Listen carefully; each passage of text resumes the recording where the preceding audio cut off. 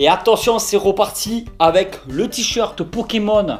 Il essaie d'attraper Yoda. Franchement, ça m'avait fait kiffer. C'était obligé que je le ressorte un jour ou l'autre. Et salut tout le monde, j'espère vraiment que vous allez bien. Moi ça va super, surtout aujourd'hui parce qu'on se retrouve pour une nouvelle vidéo et cette fois je vais vous parler varans. Il y en a certains qui m'avaient posé la question, est-ce que je pouvais faire des vidéos par rapport à certains lézards africains? Et j'ai fait quelques recherches et il s'avère que le plus gros lézard qui vit en Afrique, c'est le varan du Nil. Et je me suis dit, ça serait génial si je pouvais faire une vidéo sur le varan du Nil. Tonton a eu la chance d'en voir en vrai à plusieurs reprises dans sa vie. Et franchement, je trouve ça tout... Pourquoi je parle à la troisième personne comme ça? Franchement, ça m'a fait plaisir d'en voir en vrai. Je ne connais pas grand chose, j'ai dû faire pas mal de recherches là-dessus. Et j'en reviens toujours à la même conclusion que les varans font partie des reptiles les plus intelligents au monde. Ce ne sont pas forcément les plus intelligents, mais ils en font largement partie.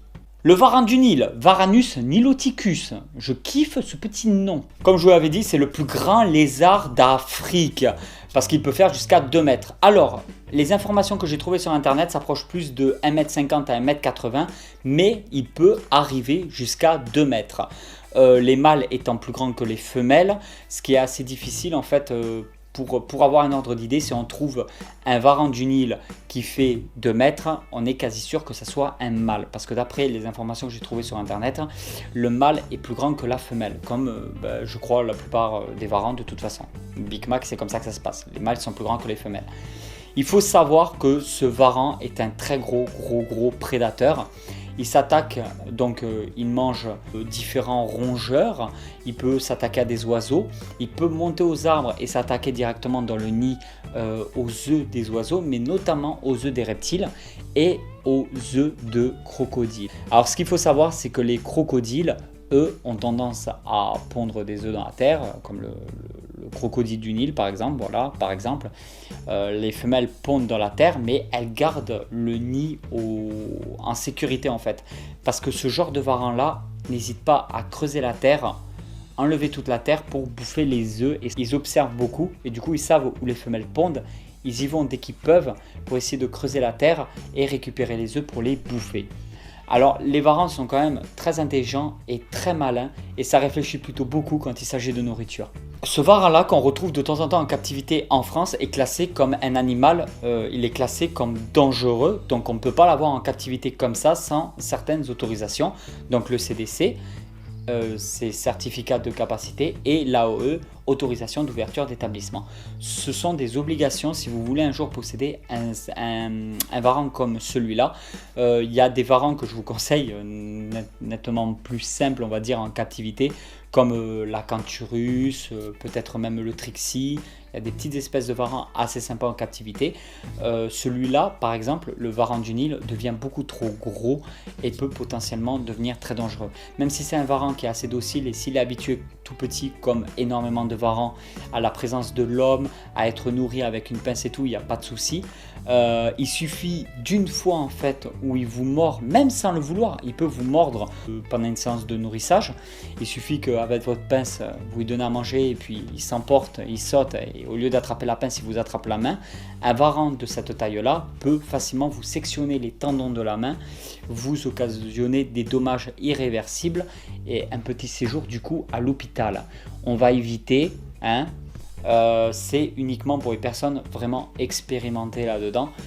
Pour une petite terrario assez simple des familles, je vous conseille, si vous voulez vous lancer dans les varans, d'attaquer sur des petites espèces. Pour vous donner une idée, même moi, mon petit Big Mac fait maintenant plus d'1 mètre. Une fois, il m'a mordu en fait le genou. C'était pas voulu de sa part, je lui donnais à manger, j'avais la pince près du genou avec la nourriture dessus, et lui il a loupé la pince, il m'a chopé le genou, il n'a pas voulu lâcher. Je vous dis que j'avais un jean, j'étais pas en short, j'avais un jean, et même au travers du jean j'ai eu vraiment très mal, surtout qu'il a tendance à pas vouloir lâcher. Donc il faut faire quand même très attention avec les varans, c'est pas à prendre à la légère. Après, ce que j'adore chez les varans, et ça s'applique aussi pour le varan du Nil, c'est que ce sont des animaux tellement intelligents qu'on peut les habituer dès tout petit à certaines choses comme au clic qu'on utilise pour les chiens, ou par exemple certains arrivent même à les habituer à leur prénom. Alors, le varan n'associe pas le prénom comme quelque chose qui lui est propre, mais plutôt par rapport à la nourriture. Ça veut dire que si j'avais habitué Big Mac dès tout petit, parce que les varans sont loin d'être sourds, si je l'avais habitué dès tout petit à l'appeler par son prénom, donc Big Mac, à chaque fois que je lui donnais à manger, et ben c'était possible qu'au fur et à mesure du temps, ben, quand je l'appelle, il vienne. Mais pour lui, c'est pas je l'appelle, il vient. C'est du genre, je l'appelle, il vient parce qu'il sait qu'il va manger. C'est comme ça que ça se passe. Mais c'est des choses qu'en fait, certaines personnes arrivent à faire.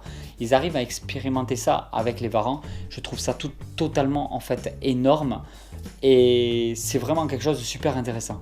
Alors comme toutes les espèces de varans, ce sont des lézards considérés comme carnivores. Je dis toutes les espèces entre guillemets parce que les varans, voilà, moi je considère les varans comme des espèces carnivores. Mais il y a quand même beaucoup de petites espèces de varans, notamment du côté de l'Australie, qui mangent exclusivement que des insectes ou pratiquement que des insectes. Mais après on associe vite les gros varans à des animaux carnivores. Les varans ne mangent pas de la salade et du coup ils mangent surtout du carné, que ça soit donc à la limite des œufs, du poisson, des choses comme ça. Ils peuvent aussi manger de la viande, ils peuvent manger de très gros insectes, ils peuvent manger donc des rongeurs, souris, beaucoup de choses comme ça et il faut faire donc très attention. Il y a des espèces d'oiseaux, j'avais déjà vu ça, je crois que c'est à la ferme au crocodile que j'avais vu ça, donc à Pierrelatte. J'avais fait une petite série de vidéos du coup sur la ferme au crocodile, une série de 2 vidéos s'il vous plaît. À la ferme au crocodile, ça pourrait vous intéresser si vous arrivez à les retrouver. Vous regardez sur ma chaîne YouTube, vous tapez sur YouTube tout simplement la ferme au crocodile, vous allez vite tomber sur des vidéos de tonton. Et en fin de compte, il y a une espèce d'oiseau, et je trouvais ça énorme. Alors, je ne sais pas si elle vit en Afrique ou quoi, mais il me semble que c'était en Afrique qu'on les retrouvait. Ils ont tendance justement à faire leur nid, parce que souvent il y a des arbres en fait qui surplombent l'eau. Ils ont tendance à mettre leur nid en haut des branches au-dessus de l'eau. Pour éviter justement, parce qu'en bas il y a souvent des crocodiles, pour éviter justement que ces varans-là montent aux arbres, pour pouvoir s'attaquer à leurs œufs ou à eux ou à leur progéniture, etc. Du coup, l'air de rien, les animaux sont quand même très intelligents, il ne faut pas prendre ça à la légère. Ce sont des êtres vivants dotés d'une certaine intelligence qui s'adaptent au fur et à mesure du temps pour pouvoir survivre. Et je trouve ça totalement énorme. Petite pause pour la question du jour. J'aimerais savoir tout simplement si vous êtes plus crocodile ou varan.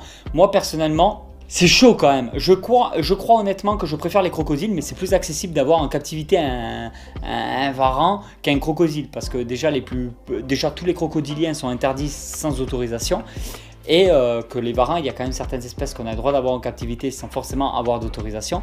Et les crocodiles sont quand même des reptiles aquatiques ou qui sont au moins semi-aquatiques. Donc au niveau installation, les crocodiles ont toujours besoin d'un gros point d'eau qui puisse aller dedans en permanence, que les varans n'ont pas forcément besoin de ça suivant les espèces. Donc je pense que c'est quand même plus simple d'avoir des varans en captivité, même si je pense physiquement que j'ai une préférence pour les crocodiles. Dites-moi en commentaire si vous préférez les crocodiles ou les varans, et ben pourquoi du coup, si la vidéo vous a plu, vous pouvez toujours la partager sur les réseaux sociaux. Vous pouvez toujours laisser un petit message, un petit commentaire en bas dans la description. Soutenir la vidéo comme bon vous semble. Et je vous dis à très vite pour une nouvelle vidéo. Allez tout le monde, ciao ciao!